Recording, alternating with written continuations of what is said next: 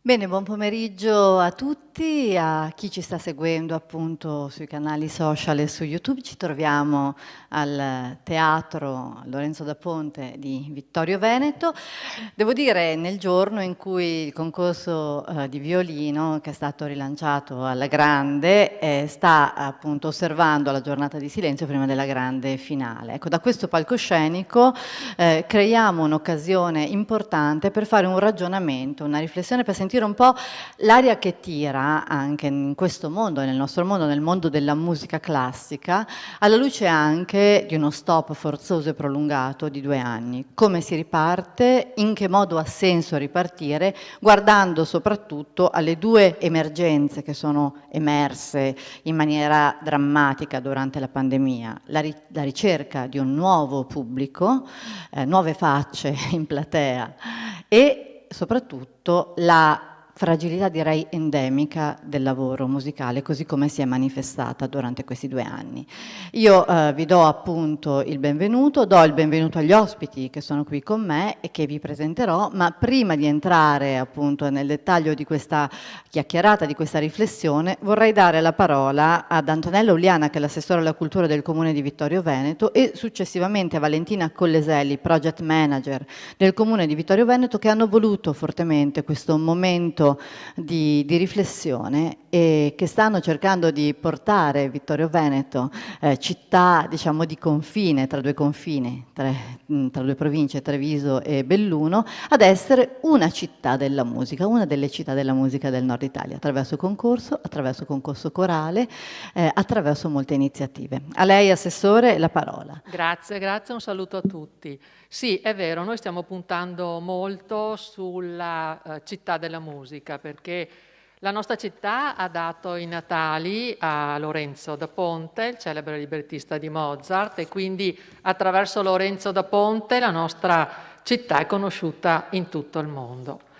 Quindi all'interno di una occasione così importante come quella di aver fatto ripartire su basi diverse il concorso di violino, perché è partito su basi internazionali, ci poteva stare benissimo, e abbiamo voluto molto questo momento di riflessione su quella che è la situazione della musica in Italia oggi, ma non soltanto della musica a seguito di quello che abbiamo vissuto, di questi terribili 2 anni di pandemia, ma anche come è strutturata tutta quella filiera, diciamo, che porta alla nascita, allo sviluppo, alla creazione di momenti artistici musicali importanti e anche alla formazione di giovani che poi diventeranno musicisti.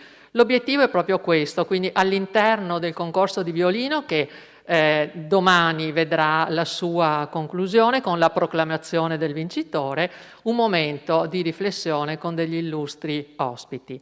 Un momento tra l'altro particolare anche, perché io vorrei ricordare a tutti che oggi è il 1° ottobre, e il 1° ottobre è il giorno in cui in tutto il mondo si celebra la potenza della musica, perché è la giornata internazionale della musica.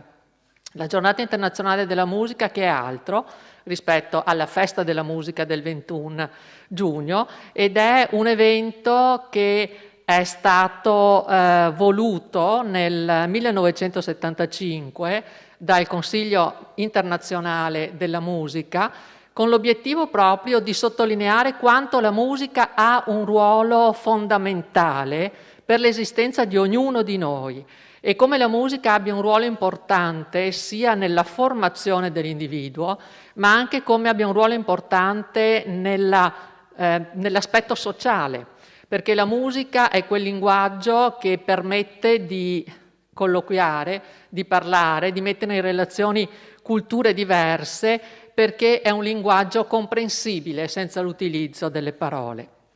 E proprio in questa giornata si celebra la musica, si celebrano i musicisti e il ruolo appunto della musica di poter creare ponti, collegamenti e quindi di favorire anche la pace. Ed è quello che noi abbiamo voluto, è proprio il nostro obiettivo del nostro concorso internazionale di violino, che vedrà appunto domani su questo palco contendersi la palma del vincitore, a tre studenti musicisti di nazionalità diverse, la Francia, la Germania e l'Italia. Bene, grazie Assessore. E appunto adesso entriamo nei contenuti di questo pomeriggio con Valentina Colleselli. Grazie. Io sono il project manager del progetto Stimulart, che è un progetto europeo finanziato dal programma Interreg Central Europe, che il Comune di Vittorio Veneto ha voluto fortemente proprio in un'ottica di cooperazione internazionale che rientra in questa visione inclusiva e di visione ampia che anche il concorso di violino ha.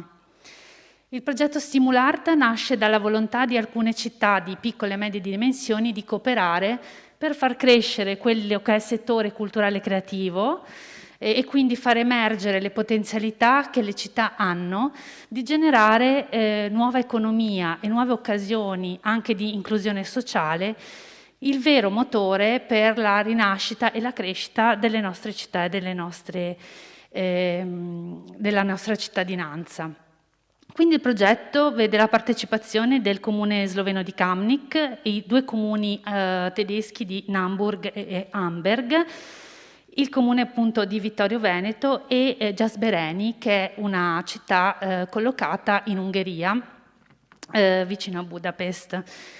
Intendiamo con questi eventi promossi all'interno del progetto favorire la conoscenza di quelle che sono anche le professioni culturali, in questo caso legate alla musica, che puntano alla qualità, alla professionalità e che devono ritrovare, soprattutto dopo questo periodo pandemico, la loro giusta collocazione, perché hanno una importanza strategica non solo per favorire una nuova, visione collettiva e culturale d'insieme, ma anche veramente sono la base dell'identità delle nostre città e per questo noi crediamo fortemente che siano connesse con tutto il tessuto educativo, produttivo locale, nonché con le politiche pubbliche che il Comune di Vittorio Veneto sposa.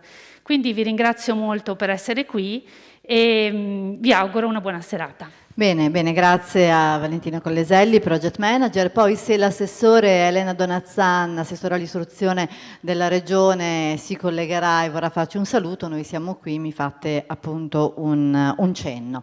Allora, entriamo nel vivo di questo pomeriggio. La chiacchierata parte proprio dalla 32esima edizione del concorso di Vittorio Veneto. Siamo in un luogo, questo è un teatro che è in qualche modo una vittoria della cultura sul business, perché qui volevano fare anche un supermercato.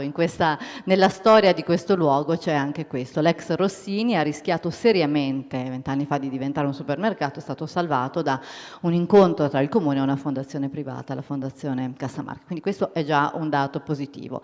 L'altro dato è la figura di Lorenzo da Ponte, potremmo dire la prima partita IVA ante litteram, uno che sapeva bene quanto fosse fragile il mestiere della musica e quanto ha saputo anche riconvertirsi e reinventarsi nel mercato musicale, appunto da librettista a appunto editore musicale, a primo lettore italiano, insomma, a New York, nel Nuovo Mondo. Ecco, l'osservatorio di oggi mira a capire un po' com'è la situazione e come tutti questi ospiti che rappresentano veramente i vari volti della musica, dal mondo appunto dell'esecuzione, del solismo, al mondo della critica musicale, al servizio pubblico, al conservatorio, al liceo musicale, come nel loro segmento stiano lavorando per cercare di colmare un gap che è un gap notevole, che è quello che divide l'Italia da molti altri paesi d'Europa, un gap che riguarda l'educazione, ma un gap che riguarda anche l'economia della musica. Ecco, qualche dato. Lo scenario ci dice che, è un dato AFAM del 2019, in Italia abbiamo 55 conservatori, 18 ex istituti musicali pareggiati, per una popolazione media di quasi 50.000 studenti, a fronte di 40 orchestre stabili e circa 7.500 docenti. Quello che ci viene da chiederci è tutti gli altri diplomati che fine fanno, dove vanno e soprattutto che lavoro fanno. L'altro dato È un'indagine Istat, un po' vecchia, del 2018, che però ci rileva che solo il 9% della popolazione italiana dichiara di aver assistito ad almeno un concerto di musica classica nel corso di un anno. La pandemia ha abbattuto ulteriormente questi dati, perché appunto nel 2020 il numero di lavoratori dello spettacolo che ha almeno una giornata retribuita è pari a 261.799 persone ed è sceso nel solo 2020 di quasi 70.000 unità, quindi meno 21%. In questa situazione, e cominciamo, vorrei salutare e ringraziare Paola Carruba, che è qui alla mia destra, che appunto rappresenta per il suo lungo cursus all'interno della RAI tutta una serie di figure che mescolano appunto la figura musicale, la figura appunto di risorse umane, poi c'è una laurea in psicologia, si è occupata di molti ambiti, dalla sovrintendenza all'Orchestra Sinfonica Nazionale della RAI per approdare alla direzione della radiofonia, e adesso si occupa di progetti educational di divulgazione orientati, e qui arriviamo alla creazione di un nuovo pubblico. Ecco, la musica classica in Italia muove ancora, l'abbiamo visto, un mercato residuale. Come si sta muovendo il servizio pubblico e quali sono anche le iniziative interessanti nel panorama nazionale per lo sviluppo di un nuovo audience? Allora, io chiedo al maestro Antonello di avvicinarci quel microfono. Grazie. Sì, intanto buonasera a tutti. L'importanza della domanda e l'esigenza di essere molto sintetici mi sembrano veramente una missione difficile e piuttosto impegnativa. Ma insomma andiamo per ordine, cercando di mettere diciamo a fuoco, se non altro, quali sono i problemi principali o secondo me quelli che devono essere le soluzioni. Noi viviamo un paese dove, lei lo accennava prima, la scuola non svolge il suo ruolo, quindi sostanzialmente diventa difficile immaginare che qualcuno si possa appassionare a contenuti che sostanzialmente non conosce, quindi se non conosco dei contenuti sarà difficile che si crei una domanda e che questa domanda possa avere un seguito.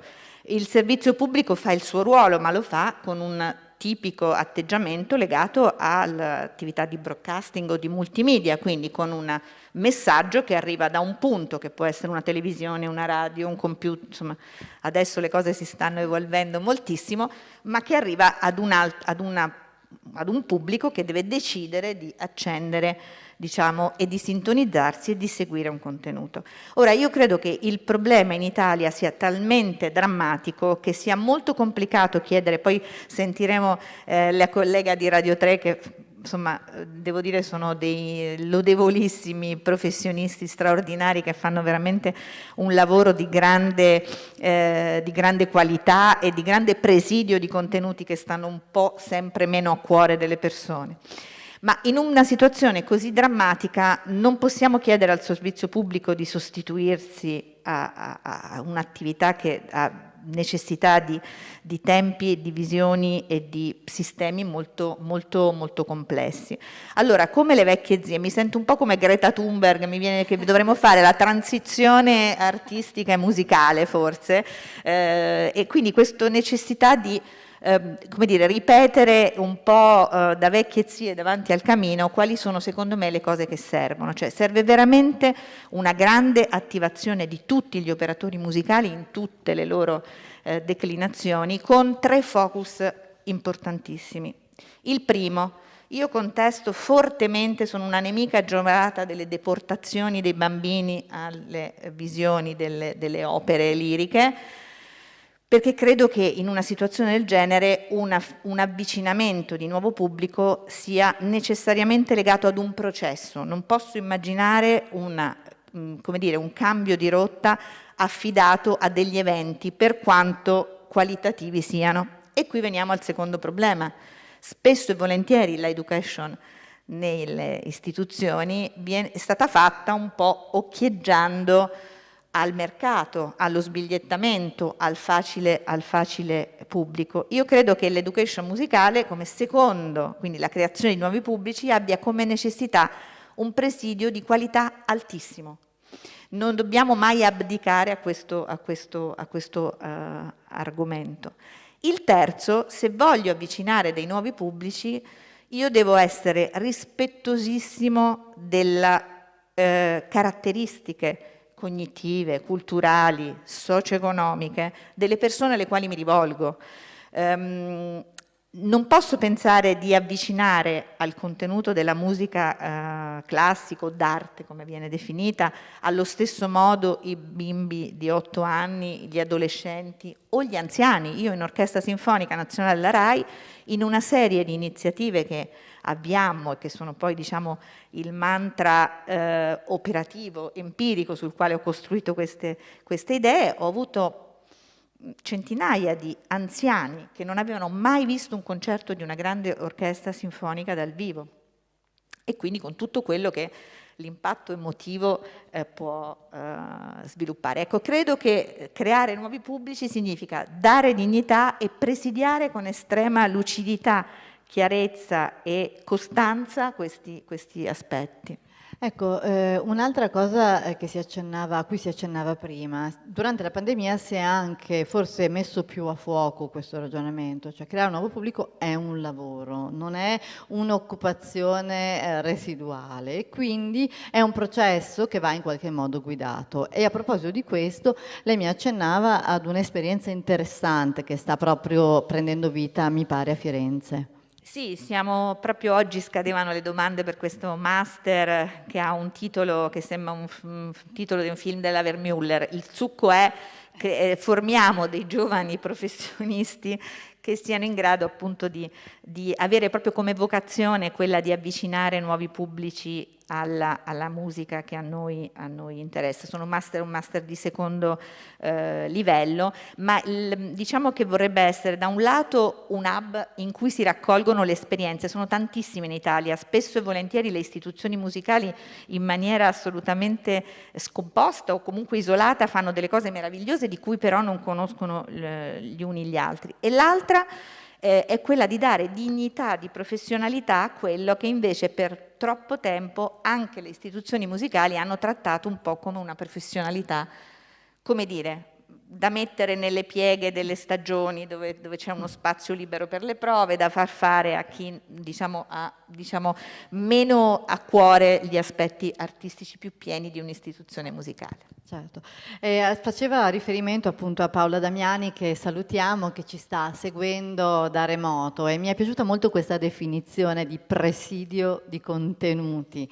Ecco, io a Paola Damiani, che appunto è curatrice di programmi, concerti, collaboratrice di associazioni musicali, ma soprattutto è curatrice di programmi per Rai 3, ricordiamo appunto le sue lezioni di musica, ma soprattutto insieme a Monica Donofrio e Stefano Rospi il programma serale Radio 3 Suite. Ecco, io chiederei a Paola Damiani proprio questo, come se ci racconta, come si cerca di costruire un contenuto radiofonico oggi, e se soprattutto la pandemia ha portato nuovi utenti, se è cambiato un po' l'identikit dell'ascoltatore del programma radiofonico di musica classica. Buonasera, intanto saluto tutti e ringrazio per questo invito. Mi sentite? Sì, bene. La qualità benissimo. audio è buona? Bene. Grazie. Allora, come è cambiato? Dunque, la pandemia ha cambiato tutto. È una situazione, ha cambiato molte cose, anche qui da noi. La cosa bella, va detta subito, che ad esempio per Radio 3 gli ascolti sono saliti durante la fase più acuta della pandemia, e immagino che anche la presenza musicale di musica colta, o come dico io, di musica necessaria, intendo a chiamarla così, musica di necessità, che nasce da una necessità espressiva, per gli ascoltatori insomma si è rivelata comunque decisamente un forte interesse. Le difficoltà sono state enormi perché i concerti non c'erano, siamo riusciti ad andare, ad esempio Radio 3 Suite è andata dal vivo tutte le sere. E questo è stato difficile, ma insomma è molto interessante, ci ha insegnato un sacco di cose. Non è mai mancato il rapporto con gli ascoltatori che scrivono tantissimo. Io in tutti questi anni, sono 15 anni che curo Radio 3 Suite, ecco, io in realtà dal 2003 mi occupo solo, ho sempre lavorato a Radio 3, c'è stato un periodo in cui ho lavorato fuori, ma dal 2003 mi occupo solo di programmi musicali a Radio 3 e sono 15 anni appunto che insieme ai miei colleghi curo Radio 3 Suite, che ha compiuto 30 anni di mercoledì scorso con una bellissima festa in Sala A, dal vivo, dove c'erano molte persone anche giovani che suonavano. E non ho mai visto, qui da noi in teoria non cambia, nel senso qui a Radio 3 non cambia molto. Radio 3 è da sempre si ciba di musica e lavora con e per la musica. Siamo, e così tutti anche i direttori che si sono avvicendati e specie appunto anche il direttore che è subentrato da Marino Sinibaldi, la prima cosa che ha detto che l'impegno doveva essere per essere vicini ai giovani e ai giovani strumentisti, che sono quelli che appunto hanno veramente molto sofferto in questo ultimo periodo. Tanto è vero che allora come cerchiamo di costruire un pubblico radiofonico? Quello di il pubblico offrire ad esempio concerti dal vivo, io trovo che sia una missione fondamentale, questo costosa, difficile, ma fondamentale. L'Italia è fatta di posti dove non sempre si può accedere appunto di tante città medio, piccole, grandi, che non sempre possono accedere appunto ai grandi concerti. Radio 3 senza canone, perché per la radio non c'è il canone, porta tutte le sere dal Metropolitan al Bayreuth, con le sue dirette, porta con il cartellone appunto di Radio 3, porta persone che a casa, come dire, i grandi concerti. Il pubblico, sì è vero, da un lato sappiamo che quel pubblico della musica classica è abbastanza avanti con l'età, però insomma abbiamo colto anche noi una serie di cambiamenti, ad esempio una straordinaria vitalità della musica da camera dei giovani, e questo stiamo cercando anche appunto di fotografarlo, di intercettarlo e ad esempio questa sera io sono in ufficio e tra l'altro cercherò anche di essere breve proprio anche per questo, la trasmissione comincia fra poco, questa sera tutti i venerdì sera ospitiamo con uno strano titolo, insomma, una sera in discoteca, visto che noi poi trasmettiamo musica dal vivo e non usiamo poco i dischi, invece un questionario, come dire, rivolto a un giovane strumentista che si racconta, ci offre la sua musica, che magari non è stata ancora incisa, e racconta se stesso. Questa sera abbiamo un'ora di spazio dedicato a un giovane violinista bravissimo, e questo accade tutti i venerdì, adesso d'ora in poi. Abbiamo programmi di concerti, appunto, che affiancano musicisti di generazioni diverse. Soltanto il 19 ottobre avremo Danilo Rossi, la prima viola dell'Orchestra della Scala, che insieme al Quartetto Adorno faranno un programma dalla sede di Milano con il pubblico. Cercheremo anche appunto di reintrodurre il pubblico. Speriamo molto di rifare le nostre feste, che ci hanno portato a grandi appunto incontri sempre molto felici con il pubblico. L'altra mia esperienza brevemente sono le lezioni di musica. Ecco, questo è una cosa che mi ha cambiato un po' la vita anche radiofonica, devo dire, perché ho imparato un sacco. Appunto, il mio contributo vuole essere un contributo di base, da una che tutti i giorni poi appunto taglia, cuce, incolla e monta programmi. Mi sono resa conto che hanno veramente il riscontro che hanno avuto le lezioni di musica in questo momento, insomma, ad esempio sono tra i programmi più scaricati nel podcast, nelle classifiche anche di iTunes. Le lezioni di musica coprono il bisogno di una fascia di età che è quella della mia fascia di età, ma anche di qualche generazione, di molte generazioni un po' più giovani.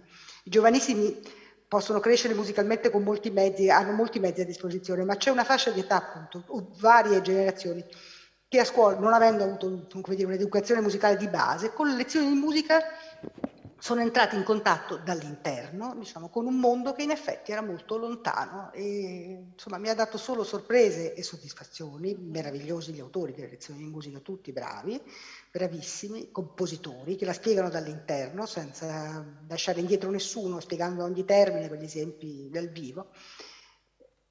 Aiutano proprio una certa appunto fascia d'età che non ha un'educazione musicale di base a gustarsi appunto l'ascolto in un concerto, a non concepire appunto, a svincolarsi dai sottofondi, un'educazione all'ascolto e anche soprattutto al suono del nostro tempo, della musica contemporanea, che è una cosa fondamentale anche lì del servizio pubblico. Certo. Bene, grazie a Paola Damiani intanto per la resistenza, perché in questi 2 anni in effetti Radio 3 Suite è stata una carezza per tante persone, anche musicisti, ma non solo, insomma, chiusi nelle proprie case. E grazie perché di fatto in questo senso il servizio pubblico un po' si sostituisce all'educazione che manca, perché le lezioni di musica questo sono e hanno avuto il merito di avvicinare un pubblico molto eterogeneo alle cose della musica. E poi bellissima no? Questa idea, questa finestra dei venerdì, che è una finestra preziosa per i giovani musicisti, per raccontarsi e per raccontare la propria musica. Rimaniamo in ambito informazione e divulgazione, la musica parlata che ha il senso veramente di legare, anche attraverso la passione con cui viene trasmessa al nuovo pubblico. Enrico Girardi, musicologo, docente all'Università Cattolica di Milano, prestigiosa firma del Corriere della Sera. Nella doppia veste di frequentatore assiduo dei teatri e appunto di cronista delle cose di musica, ma anche di docente, che aria tira in teatro e tra i giovani rispetto alla musica classica? Che sensazione ha lei? Buonasera a tutti innanzitutto. Ma dunque, stavo riflettendo anche sulle premesse da cui abbiamo mosso questa nostra conversazione, che sono, sì, ci sono dei dati oggettivi, si fa i conti, ma che penso che però vadano anche interpretati, nel senso che in fondo io non penso che sia un periodo così di crisi, soprattutto se lo paragoniamo a epoche precedenti, quando è vero c'era ancora, magari soprattutto nelle grandi città, quello zoccolo duro di una certa borghesia che era abituata, senza che la cosa fosse neanche messa in discussione, ad avere una sorta di istruzione musicale di un qualche tipo e quindi di crescere con l'idea che la musica facesse parte delle nostre vite esattamente come la lettura, esattamente come la pittura e non solo le forme d'arte, ma anche tutte le altre discipline con le quali si dà la formazione ai nostri. È vero, quindi questo zoccolo duro, si diceva anche prima, il pubblico della musica d'arte è un pubblico certamente che ha un'età media più alta di quello del pubblico di altre espressioni musicali, e questo è tutto vero. Allo stesso tempo, però, mi accorgo che il nostro Paese è sempre capace di esprimere una vitalità, una fantasia, delle forme nuove nel creare, nel produrre, diciamo, spettacoli musicali di qualunque tipo, dalla grande rappresentazione operistica fino alla cosa anche più minuta, che è indice di una ricchezza. Insomma, noi dicevamo gli studenti del conservatorio sono così tanti, le orchestre sono poche. È vero, a Pechino, sola a Pechino, nelle classi di pianoforte sono più di 10.000 studenti. Quanti diventeranno un Lang Lang? Uno. E questo in fondo è sempre stato, non è che tutti quelli che si laureano in storia fanno gli storici o quelli che si laureano in matematica fanno i matematici, perché poi la vita ci porta altrove e segue dei percorsi che sono sempre molto difficili da immaginare precedentemente. Adesso non voglio dire che è tutto bello, è chiaro che i problemi ci sono. Io credo che sarebbe molto utile da parte delle istituzioni una capacità di fotografare un mondo che cambia rapidamente e che va sempre più veloce. E siccome sono interpellato ma che in questo cambiare velocemente, però è capace di esprimere un qualche cosa. Non so, faccio un esempio. Se noi guardiamo tutte le griglie ministeriali che servono per finanziare questo o quel ramo della produzione musicale, ci sono delle categorie che ormai sono affermate in Italia, di ensemble di musica strumentale italiana e per la musica contemporanea e per la musica rinascimentale barocca, che sono riconosciuti in tutto il mondo. Queste non ricevono un sostegno perché non sono dentro una griglia che risale ad anni in cui l'organizzazione della vita musicale era diversa da quella attuale. Dicevo, era per fare un esempio, ma torno al fatto del cambiamento veloce. Questo cambia anche il modo di rappresentare, di raccontare la musica. È chiaro, io mi sento sempre dire, ma i giornali non lasciano sempre meno spazio, su internet, magari le versioni online degli stessi giornali, questo spazio c'è, però magari non è quello il primo che si trova quando uno entra in un sito tutte cose vere, anche perché è un mondo che appunto nel suo andare veloce tante volte fatica a fermarsi, a riflettere un momento. D'altra parte però credo anche che ci possono sempre essere strumenti per una riflessione, diciamo, più approfondita. L'importante è avere una capacità nello scegliere di parlare di una cosa piuttosto che di un'altra, nell'andare magari qualche volta controcorrente rispetto a quelli che sono degli avvenimenti che hanno alle spalle una forte pressione, un grande marketing, e sono quelli che si devono a tutti i costi, quelli che diventano i famigerati eventi, parola insopportabile che è propria però del nostro mondo mediatico. E cercare di raccontare questa varietà, che poi è la stessa per cui tanti musicisti italiani, per esempio, vincono concorsi in orchestre prestigiosissime in Europa, con una media che è superiore a quelle di altri paesi in cui magari, penso innanzitutto alla Germania, la vita musicale è organizzata in maniera più sistematica, l'educazione musicale, non esiste scuola in cui non ci sia anche la parte musicale nell'elemento formativo. Ecco, questi sono diciamo, i compiti. Dal mio punto di vista, di avere la fortuna di avere a che fare ogni anno con tanti ragazzi,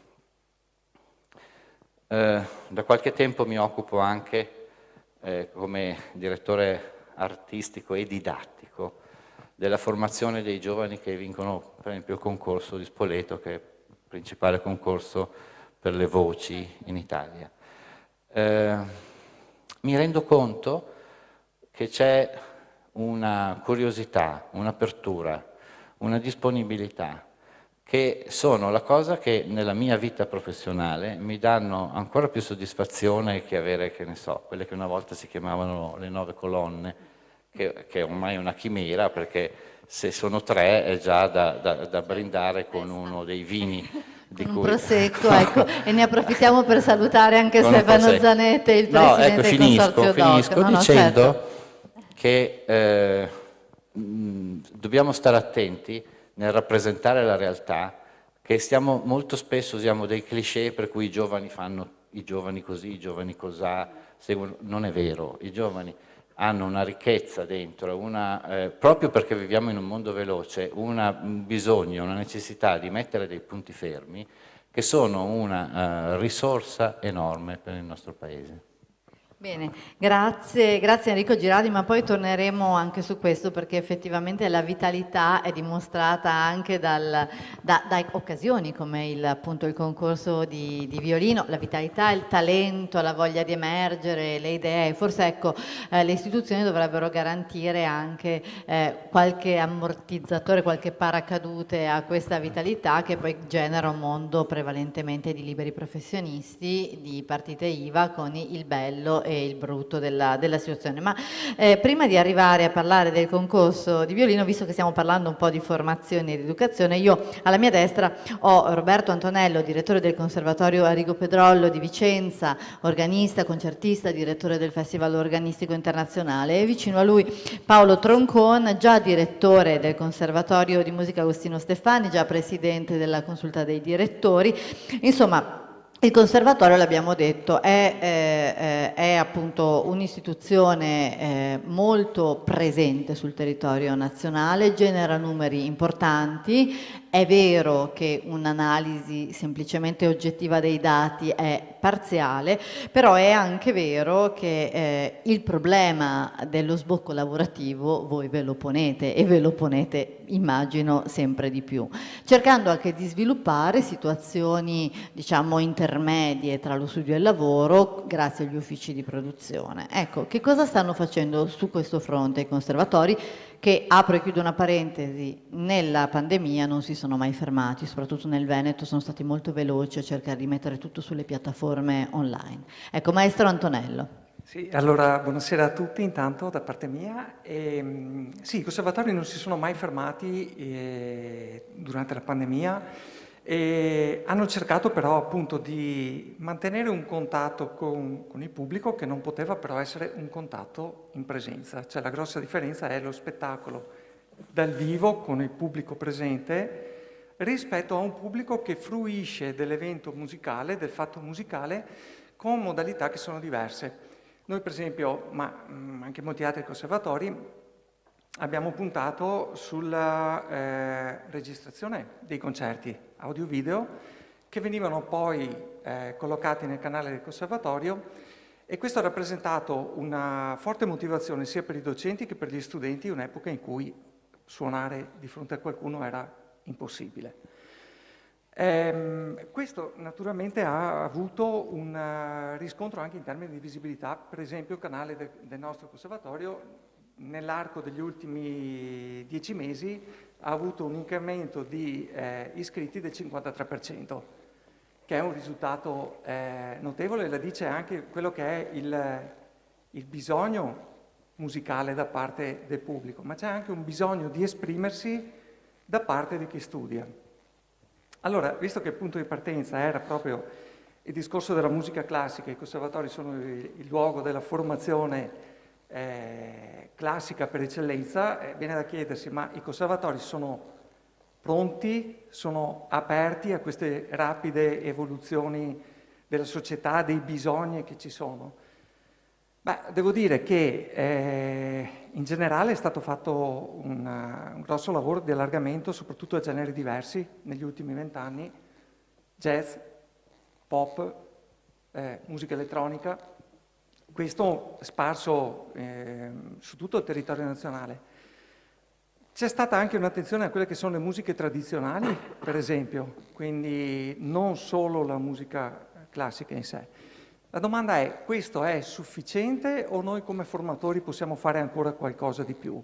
Cosa possiamo proporre come offerta formativa a chi decide di studiare uno strumento classico?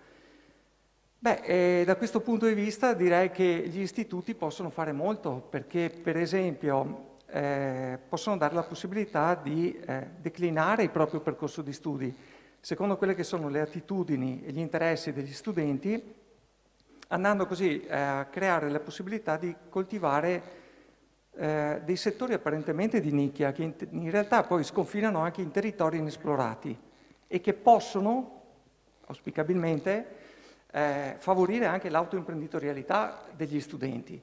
Ecco, questo è un passo secondo me nuovo che i conservatori dovrebbero fare.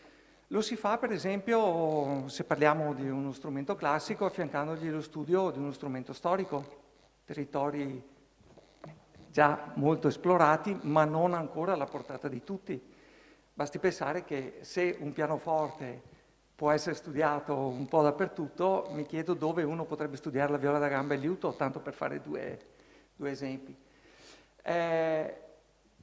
Li si può declinare verso lo strumento moderno, quindi non so, il violino jazz, il sassofono jazz per esempio, quindi affiancare o la tromba jazz, per cui la tromba la si può declinare sul versante tromba barocca piuttosto che tromba jazz e le applicazioni anche nel pop. Questi possono essere dei suggerimenti e comunque dei percorsi trasversali che gli istituti di alta formazione già possono fare. Però c'è una cosa secondo me che va coltivata ed è un po' un'attenzione a quello che sono magari gli studenti stessi a proporre. Parlo della mia esperienza a Vicenza, io ho degli studenti che si sono inventati delle formazioni musicali, si sono inventati dei repertori, si sono inventati attraverso lo studio della musica classica una rivisitazione di repertori di musica leggera, musica pop, con ottima soddisfazione personale e che, speriamo chiuda questa parentesi della pandemia, avrà sicuramente delle prospettive anche per il futuro. Non sono casi isolati, sono casi reali. In questo senso noi possiamo offrire delle finestre, degli spazi, delle occasioni di visibilità.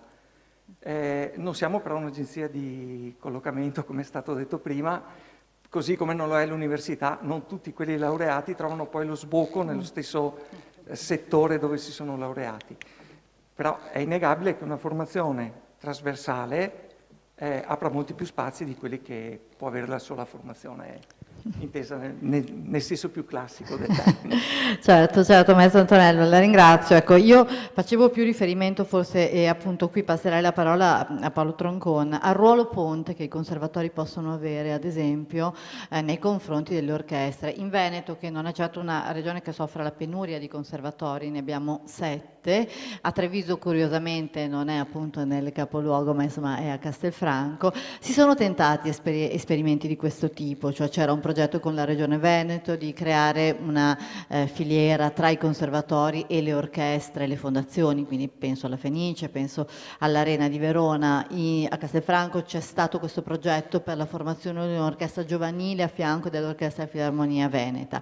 Ecco, c'è anche un ufficio di produzione che funziona bene a livello di conservatori veneti, ma a livello appunto di retribuzione, questi ragazzi hanno sostegno, come per esempio succede in altri luoghi. A Basilea un organista alla Schola Cantorum tutte le domeniche suona e si mantiene agli studi. Sì, allora buonasera a tutti.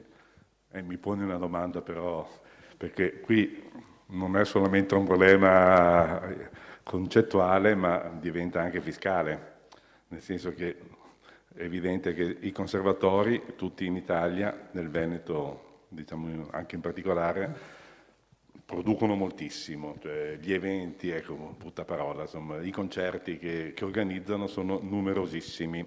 È evidente che se questi concerti, spesso di qualità elevata, sono a costo zero, si crea poi un cortocircuito con il mondo invece della produzione musicale. Quindi molto spesso ci sono stati dei rapporti un po' tesi tra i teatri e gli istituti di formazione per questo motivo. Io penso che è giusto che i conservatori facciano la produzione, però non deve essere un rapporto conflittuale. Però non siamo ancora riusciti a trovare lo sposalizio ideale. Volevo dire in generale che io concordo con il professor Girardi sul fatto che non sono così negativo su... Se noi guardiamo la storia rispetto a 20-30 anni fa, possiamo vedere che ci sono... Ecco, la RAI per esempio fa dei programmi assolutamente importanti per la divulgazione, che i conservatori fanno un ruolo informativo, divulgativo, non solo professionale, veramente poderoso. Sono praticamente raddoppiati come numero. Il numero di diplomati rispetto a 30 anni fa è quasi raddoppiato. Forse il problema c'è che c'è una fortissima, una domanda che eccede la richiesta. Ecco, e poi ci sono dei problemi che sono tipici della nostra nazione. Siamo un popolo estremamente creativo, e questo diciamo è la nostra forza, ma non riusciamo poi a concretizzare questa creatività in una potenzialità come avviene in altri paesi molto meno creativi di noi. E qui è fondamentale capire innanzitutto che quando si parla di musica dobbiamo usare il plurale. La stessa musica classica o musica d'arte, vabbè, insomma, sono stati catalogati 1100 generi musicali. C'è un computer, perché adesso c'è l'intelligenza artificiale, che ha fatto tutto un catalogo di tutta la produzione mondiale. Ecco, allora, quando parliamo di musica, a che genere ci riferiamo? Allora, c'è un problema che la nostra società fluida, no? Va compresa per capire anche la situazione in cui un giovane studente che vuole entrare nel mondo di lavoro si trova oggi. E solamente riuscendo a capire questa situazione, noi come enti di formazione riusciamo ad essere incisivi. Poi c'è un problema in Italia dovuto al fatto che ogni 2 anni di media cambia il ministro. Molto spesso il ministro successivo fa l'opposto del ministro precedente, ma ci sono alcuni processi che hanno bisogno oltre ad una progettazione anticipata, hanno bisogno di tempo per la realizzazione. E poi la sedimentazione di processi culturali non è semplicemente un problema di tipo legislativo, che in Italia c'è, ma c'è un problema anche di sedimentazione culturale. Per esempio, nella storia dei conservatori avviene ogni 50 anni di media una riforma. Se prendiamo dall'Unità d'Italia ad oggi, 50-60 anni, ci vuole proprio il tempo perché venga sedimentato. La riforma i conservatori hanno avuto una riforma 20 anni fa e ancora non non è ancora stata completamente capita. Quindi è un insieme di cose, riuscire a mettere insieme, avere la capacità di sintesi, che spesso manca, la capacità di creare, lavorare insieme, questa sarà la strada per riuscire, capire anche le esigenze di questo nuovo pubblico, che chiaramente se è un pubblico giovanile c'è la questione della tecnologia che non può essere assolutamente, perché le modalità di ascolto, io per esempio oggi sono andato in bicicletta e ho ascoltato la musica con gli occhiali. Mi sono messo gli occhiali e la Bose fa questi occhiali che si sente benissimo e quindi io senza mani, senza niente, gli dici Siri mettimi la quinta di Beethoven, tu senti con gli occhiali. Quindi per dire, la tecnologia offre delle possibilità di avvicinamento alla musica incredibili, il problema è che manca la capacità di comprendere e quindi questo è il lavoro che sta meritoriamente facendo la RAI, perché anch'io seguo molti programmi molto fatti bene, che i conservatori fanno, ma non dimentichiamo che non ci sono mica solo i conservatori, c'è un diffusissimo numero di scuole medie di indirizzo, ci sono i licei musicali, quindi la situazione rispetto a 20 anni fa è molto migliorata, perché è dal 1990 che sono esplose tutte le SMIM, i licei musicali 2010, quindi è una situazione non affatto così negativa, se si sa capire i punti di forza. Bene, e appunto parliamo anche di questi corpi intermedi che sono i licei musicali. La loro funzione e il loro ruolo è fondamentale appunto in questo processo questo gap che noi dobbiamo un po' colmare, che è quello dell'educazione musicale. Allora ne parliamo con Stefano Daros, che è dirigente scolastico e musicista, che tra l'altro insomma a Vittorio Veneto ha coordinato e presidiato anche la tradizione musicale dei due grandi concorsi, cioè quello di violino e quello corale, e che appunto nella avventura dei licei musicali ha messo le mani veramente in maniera da protagonista nella cabina di regia. Ecco, com'è la realtà oggi dei licei musicali, che sono molto, molto scelti anche dalle famiglie e dagli studenti? Sì, mi unisco alle voci positive perché per natura sono portato a guardare il bicchiere mezzo pieno e agganciando anche il profilo o l'escursus storico, stavo pensando adesso, io negli anni 70 ho fatto le scuole medie con un'ora di educazione musicale.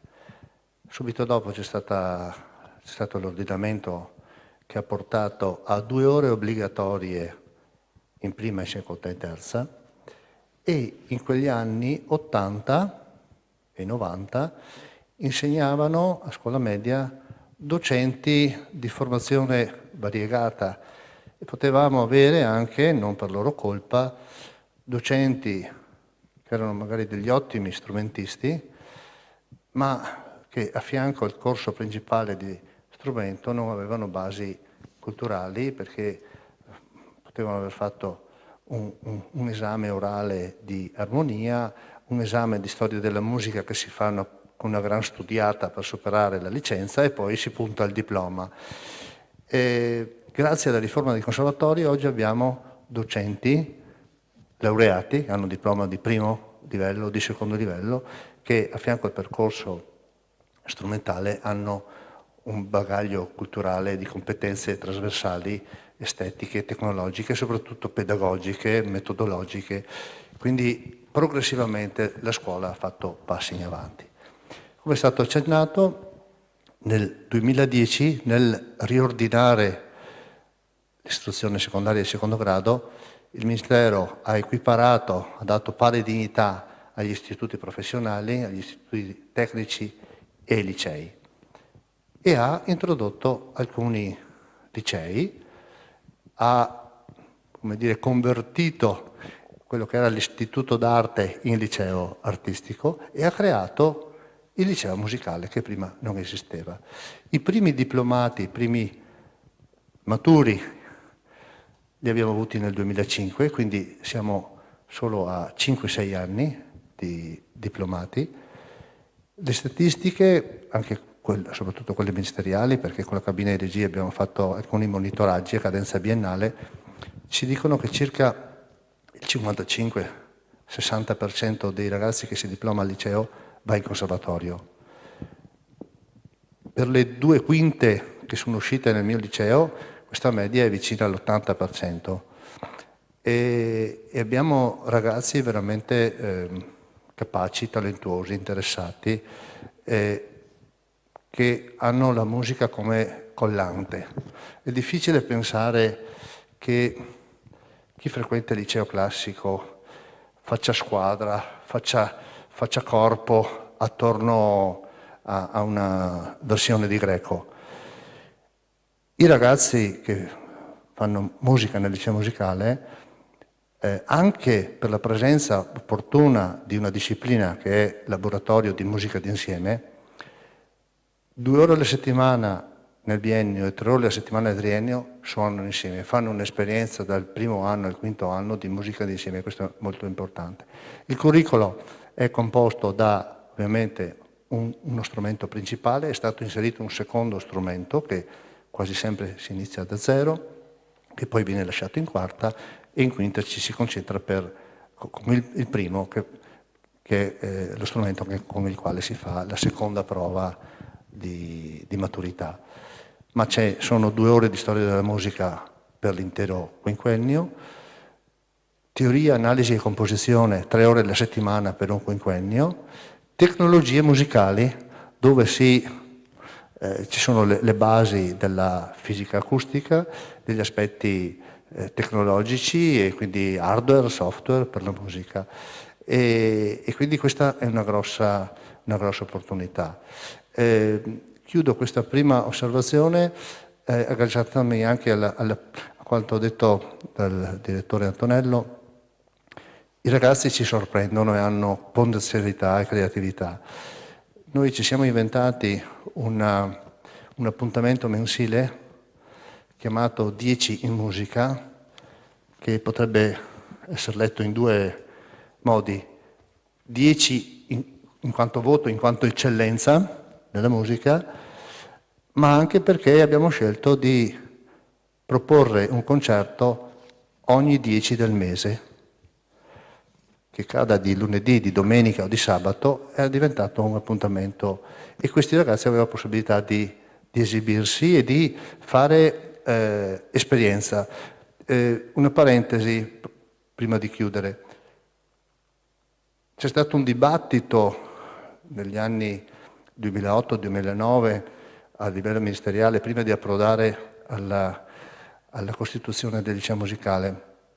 C'era chi aveva una linea più culturale, quindi un liceo vero e proprio, chi pensava a questo percorso come un percorso professionalizzante, quasi un istituto professionale per la musica. Credo che sia stata trovata una buona sintesi, perché al liceo musicale si fa cultura, perché io ricordo sempre ai ragazzi, in primis liceo, l'appellativo è musicale, però fanno 12 ore alla settimana di musica in tutte queste materie. Dicevo, a proposito della creatività, di loro iniziativa hanno creato gruppi jazz, un complesso di tango, musica etnica, un gruppo di percussioni. Di loro iniziativa, e il docente ha solo coordinato e messo un po' di benzina e competenza. Con la pandemia noi non possiamo più fare questa cosa all'interno. Siccome ho dato l'input ai genitori di creare un'associazione per non disperdere i diplomati, perché una volta sono diplomati non sono più nostri, hanno creato un'associazione e ho detto loro: noi non siamo più in grado di fare internamente. Non si preoccupi, facciamo noi. Sono andati in comune, hanno prenotato sale. Il 10 ottobre l'associazione dei genitori fa suonare i ragazzi in teatro.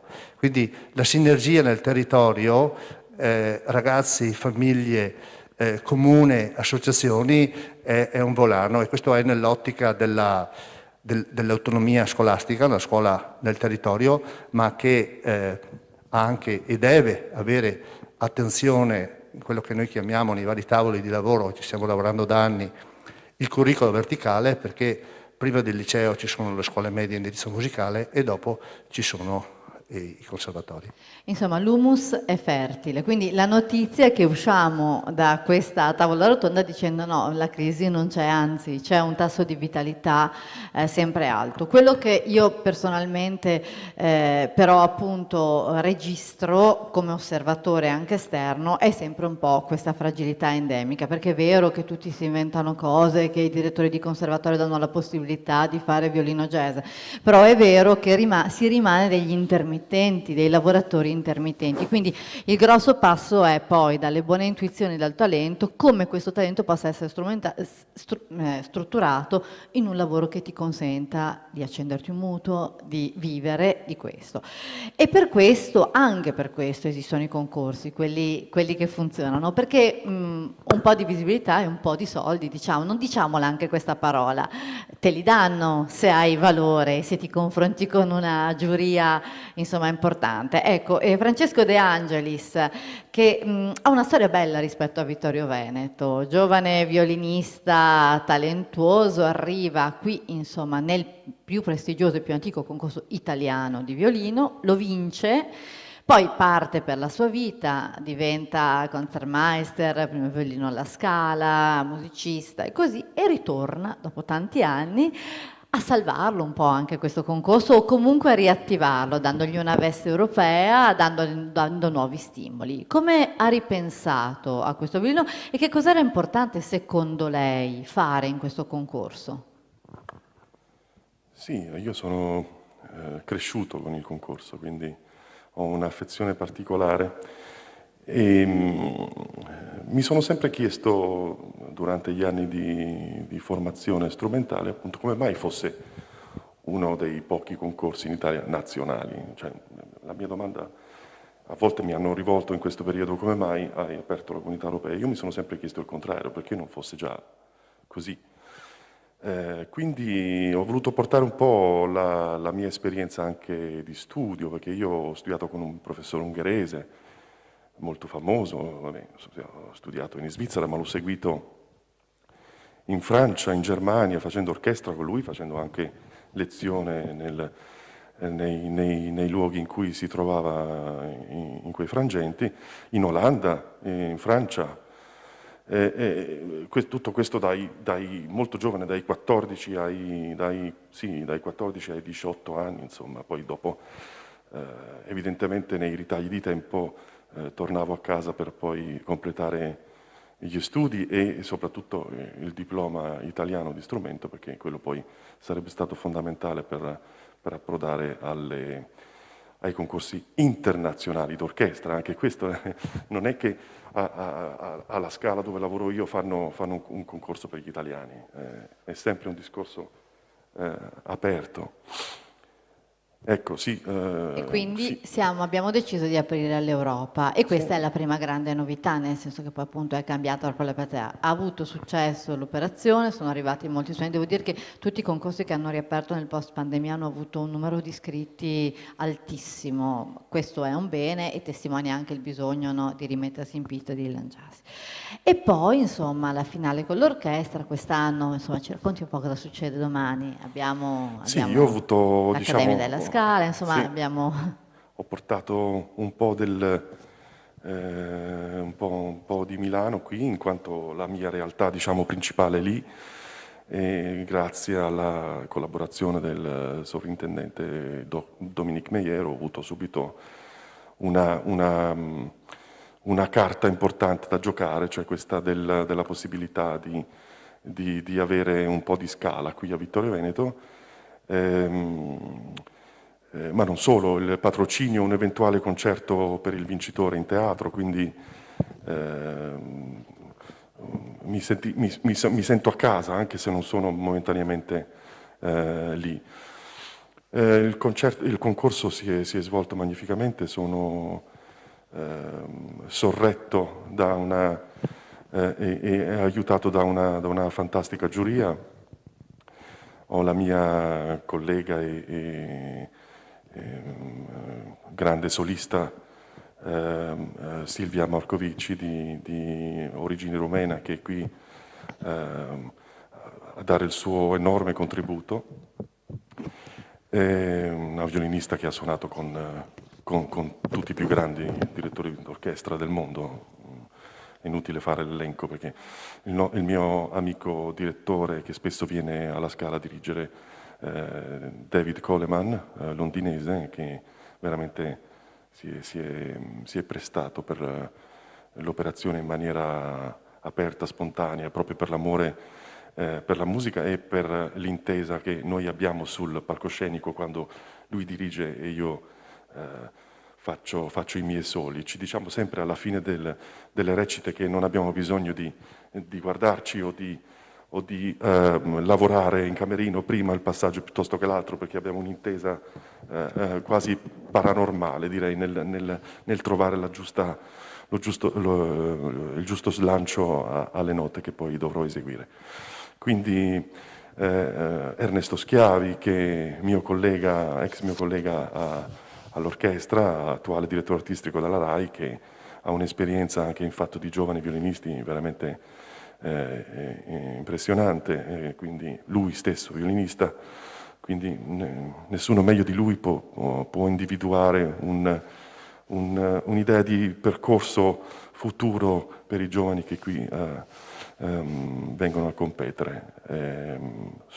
Devo ringraziare il mio collega qui di fianco a me, Stefano Daros, perché è il mio concertmeister per eccellenza, ma diciamo che il ruolo si scambia di continuo, quindi veramente una spalla fondamentale, molto più che fondamentale.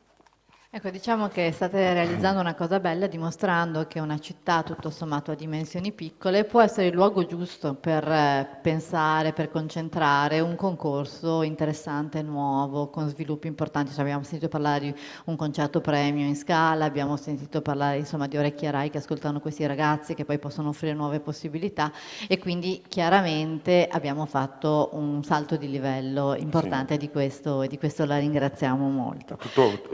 Prego. Se posso aggiungere il salto di livello, se così vogliamo dire, è possibile perché la città di Vittorio Veneto lo vuole, questo è molto importante, e ci crede fortemente. Noi abbiamo parlato di crisi nelle sale da parte dei giovani, mentre il numero dei giovani in conservatorio è altissimo, quindi c'è qualche passaggio che manca. Io credo che la musica colta, così come lo vogliamo chiamare, debba essere un qualcosa che si deve fare. Non si può pretendere che un ragazzo abbia voglia di studiare 5 ore lo strumento o la vita di Mendelssohn. Voglio dire, è più interessante andare al cinema per un giovane piuttosto che come studiare la storia, la geografia, la letteratura, le scienze. Sono delle cose che hanno bisogno di tantissimo tempo per la formazione e per gustare poi quello che queste materie restituiscono a chi ci lavora su. Per apprezzare una Aida bisogna sentirla 10 volte. Andare 10 volte magari a Verona, una volta a Milano e altrove. Non si può pretendere che un ragazzo si sveglia al mattino e dice adesso vado a sentire la Aida, ma cos'è? Però voi su questo avete fatto una cosa molto bella secondo me quest'anno, avete mandato i semifinalisti nelle scuole di Vittorio Veneto. Io credo che un ragazzo che vede un ragazzo, che si identifica anche nel suo modo di vestire, di approcciare, in come parla, e che ne percepisce la passione, vale più di 10 concerti, secondo me, di partiture magari lasciate lì per ore con dei limiti di concentrazione che conosciamo. E questa secondo me è una cosa meritoria che avete fatto, molto interessante. Assolutamente, quello che è mancato da me da giovanissimo era la possibilità di esibirmi. Io ho sempre sofferto un po' il palcoscenico, anche quando sono venuto a Vittorio Veneto a fare la finale, come anche ho raccontato in un'intervista, non volevo entrare, cioè avevo paura, perché non è che uno è vigliacco, ha paura, ha anche studiato tutta l'estate. Ecco. È proprio il palcoscenico, il fatto della situazione che è una cosa drammatica. Che agghiaccia. Esatto, quindi il famoso track.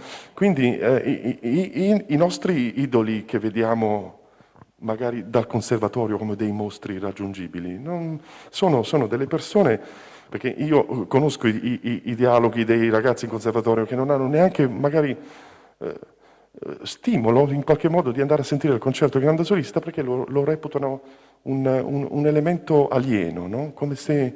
Troppo al di fuori. Esatto, il solista si crea da piccolo, e quando infatti ottima l'iniziativa di questo 10 musica, perché se c'è un talento dopo avrà la possibilità di esprimersi, altrimenti non ce la fa. Quindi il palcoscenico per un bambino è fondamentale. Facciamo concerti il più possibile, apriamo le sale ai giovani, perché un biglietto per andare a sentire Riepin o Vengerov o altri grandi solisti costa 200-250 euro. Un ragazzo magari non ce l'ha al momento. Sì, anche se i teatri, insomma, in questo senso devo dire che stanno dimostrando sempre più apertura con prezzi politici e insomma, stanno anche incoraggiando.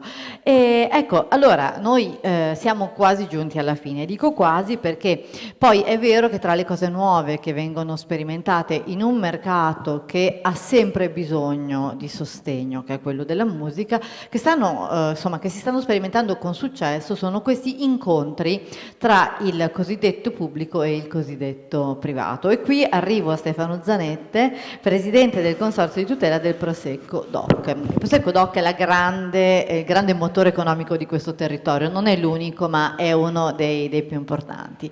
E il Prosecco, voglio dire, se volesse avere un ritorno immediato di immagine, potrebbe tranquillamente investire nello sport, nelle polisportive, insomma cose che si sanno, oppure anche magari in qualche bella sagra di fine autunno, che sicuramente ha un ritorno maggiore. Però il Consorzio da un po' di anni non soltanto sostiene le attività del teatro e quindi e ci mette tanti soldi, ma sostiene anche il concorso di Vittorio Veneto mi pare un paio d'anni, sicuramente da quest'anno in maniera importante. Ecco, la domanda potrebbe essere: perché? Chi ve lo fa fare? Perché poi il ritorno al momento è minimo. Però voi ci credete molto in questa cosa, soprattutto in questo territorio. Sì, buonasera e chiedo scusa per il mio ritardo, che non è mia consuetudine, purtroppo oggi l'ho fatto, chiedo scusa per rispetto per tutti quanti. Perché lo facciamo? Io credo che il Prosecco in questo momento qui è un territorio, innanzitutto dobbiamo ricordarlo, ma questo territorio che dà il nome a questo vino è diventato qualche cosa di importante, che è uscito al di fuori dal nostro areale e è diventato, chiamiamolo come si dice adesso, un brand di livello internazionale. Quindi, come dice lei, perché fare una cosa all'interno del territorio, eccetera? Perché io credo che sia come una sorta di mecenatismo, come veniva fatto una volta. Noi abbiamo una grande fortuna avuto, perché è fuori di ogni dubbio che è stato creato qualche cosa in questo territorio, una storia vecchia, ma che adesso ha avuto appunto questo diciamo, successo a livello internazionale, che questo territorio, secondo me e secondo chi fa parte del Consiglio dell'amministrazione, ha il dovere, fra virgolette, di ritornare parte di questo successo alla terra d'origine. Quindi se da un lato, ma non è una cosa che ci ho mai pensato, se da un lato può venire visto come così, in un modo che può sminuire questa partecipazione, di dire ma perché questi soldi non li avete investiti in qualche cos'altro? Non è questo il motivo. Era una provocazione, sì, ovviamente. Noi siamo ben lieti che voi li abbiate investiti, e anzi, se continuate. Ma stiamo facendo anche tante altre cose, ma credo che questo ritorno al territorio sia una cosa doverosa. Noi abbiamo, ripeto, avuto questa realtà che viene dalla nostra terra e che rappresenta anche tante migliaia di famiglie, ha avuto un qualche cosa in mano che è stato creato, la fortuna si sa che bisogna anche aiutarla, non è che cada così dal cielo, e quindi questo senso di responsabilità verso quello che è la cultura, la storia di un'area, fa parte di uno dei nostri doveri, anche se poi dal punto di vista promozionale, commerciale, magari non è la cosa più centrata, ma come ripeto, non è questo il motivo. Qui il piacere è mio personale, ma anche di tutto il Consiglio di amministrazione, di aver potuto dare un contributo importante perché possa riprendere questo importante concorso, che è un concorso che è molto vecchio, diciamolo,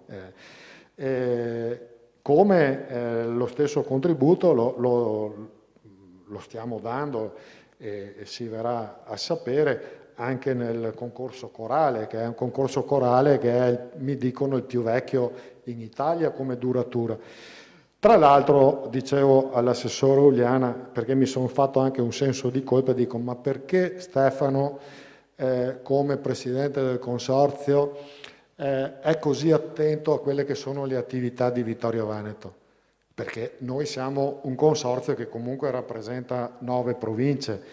Perché Vittorio Veneto, caspita, ho riflettuto un attimo, perché Vittorio Veneto è una cittadina che dal punto di vista culturale sta veramente dando tantissimo, e non da oggi perché c'è il Prosecco che sta dando una mano, ma oggi il Prosecco è intervenuto per dare un nuovo abbrivio a questi concorsi, ma perché la città di Vittorio Veneto è una città che è veramente storicamente inserita nella storia e nella cultura, partendo anche da questo nome del Teatro da Ponte.